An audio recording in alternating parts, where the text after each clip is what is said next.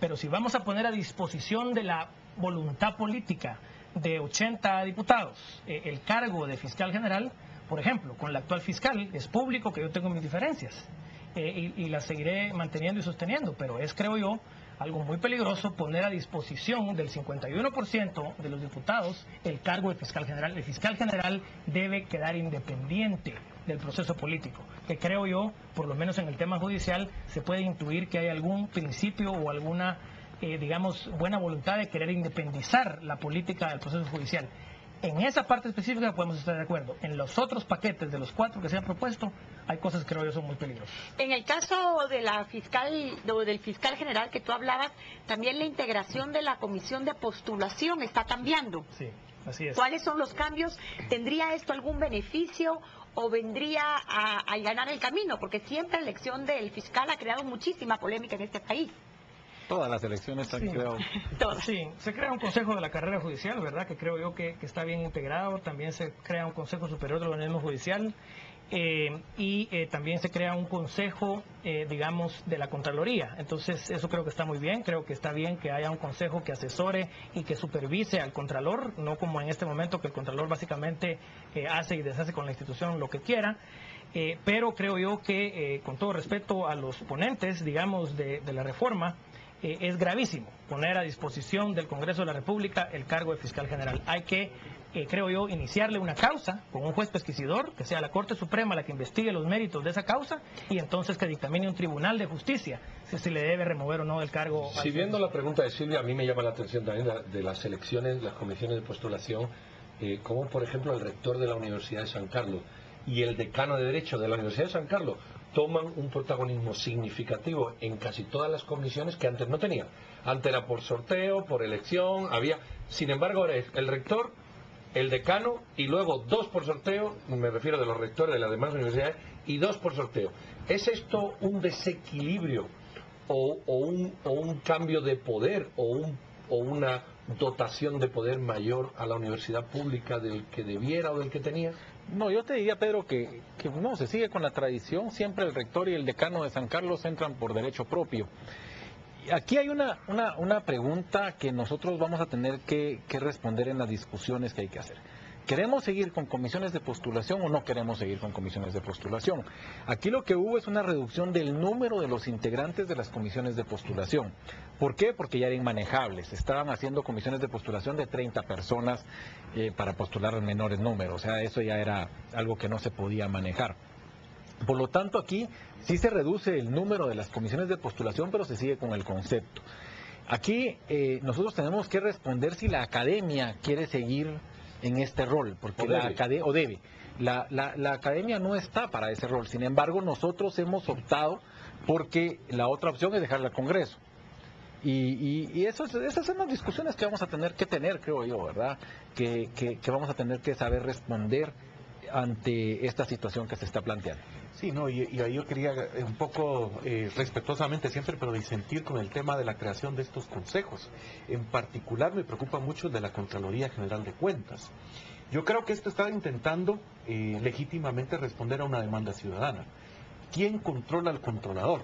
¿Quién fiscaliza al ente fiscalizador? Yo creo que esa es una demanda atendible, pero el problema es que en la integración de los consejos, y el caso particular de la Contraloría, por ejemplo, estamos poniendo a fiscalizar, el ente fiscalizados, incluyendo la misma Universidad de San Carlos. Entonces, ¿cómo está ahí los balances? Hay un conflicto abierto de interés. Entonces, yo disiento contigo en el sentido que la integración la idea del consejo puede estar bien, pero es que además yo creo que la propuesta está saliendo de una falla sistémica. Quien debería controlar al ente fiscalizador debe ser el Congreso de la República. Una comisión específica. Una comisión. Que el Congreso no nos guste, que el Congreso esté hecho pedazos, que no funcione, eso es un problema diferente a estar creando entes que van a tener conflictos de intereses. Un análisis sobre los tiempos y el número. Se pasa de... se quitan los magistrados su frente de la Corte de Constitucionalidad, se pasa de 13 a 9, se reeligen por tiempos. ¿Qué análisis nos dice los tiempos y demás de las distintas cortes? Yo por lo menos ahí sí voy a hablar en tono personal. Si en algo estoy yo feliz de una opción es de que se retire y se eliminen los magistrados suplentes de la Corte de Constitucionalidad. Creo que ese ha sido el daño terrible a este país. ¿Por qué hay demasiado tráfico de influencias, lo que se dice en el gremio es terrible, lo que ha pasado allá adentro, y definitivamente alguien que ejerce jurisdicción no puede tener despacho de abogado abierto. Ese es un conflicto de intereses espantoso. Y tenemos magistrados suplentes del Tribunal Supremo Electoral también en la misma situación que ejercen, y tenemos magistrados de cortes de apelaciones que también ejercen. Entonces nosotros tenemos jueces que tienen despacho porque obviamente de algo tienen que vivir. Entonces eso es sistémico, eso es culpa del sistema y eso hay que arreglarlo.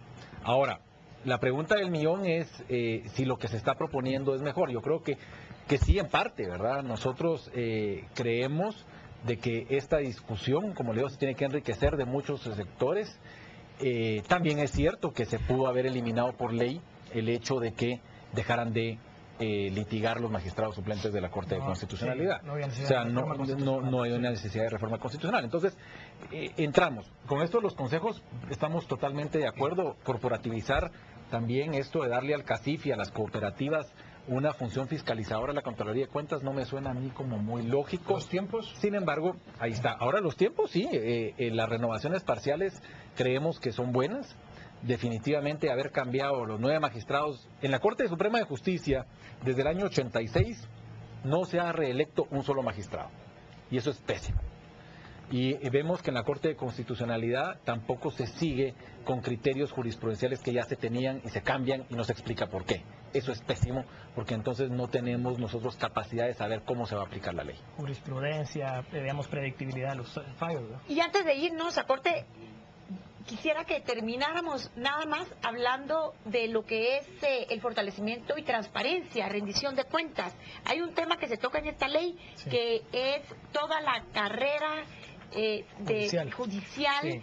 Se habla de la meritocracia por primera vez, interesante, de los puestos públicos que ya no serán por tráfico de influencias, sino que por meritocracia. ¿Es esto realista, pensar en este sistema como el que estamos? No, es que lo que pasa, como tantas instituciones constitucionales, no solo depende de lo que la letra de la ley establezca, sino cómo se operativice, por ejemplo, con leyes orgánicas, que verdaderamente solo se acceda a través de una meritocracia. Y entonces el gran problema, y ahí tal vez los colegas no podamos discutirlo, pero el gran problema es cómo se establece objetivamente el mérito de un juez.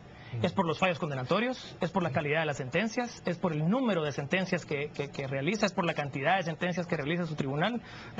Si vamos al detalle, al fondo y a la esencia de lo que es judicializar un caso y llevarlo, digamos, a una sentencia condenatoria o absolutoria, entonces tendríamos que tener a jueces o a grandes abogados de este país en ese consejo sentados, digamos, dándole mérito a los jueces que lo merecen, que hay muchos, hay que decirlo.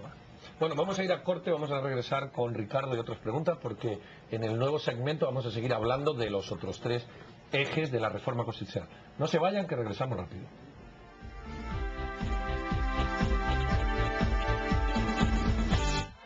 McCafé, con su nuevo Pastel Light, presentó La Primera Entrevista.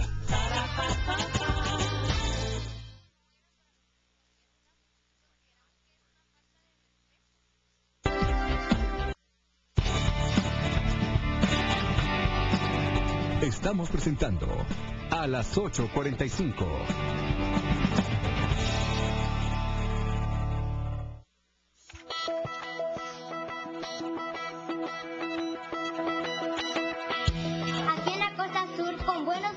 Terminamos la primaria. Anualmente, desde 1991, 6.000 maestros son capacitados por Fundazúcar en coordinación con el Ministerio de Educación. La educación primaria es posible si trabajamos juntos, padres, maestros y Estado.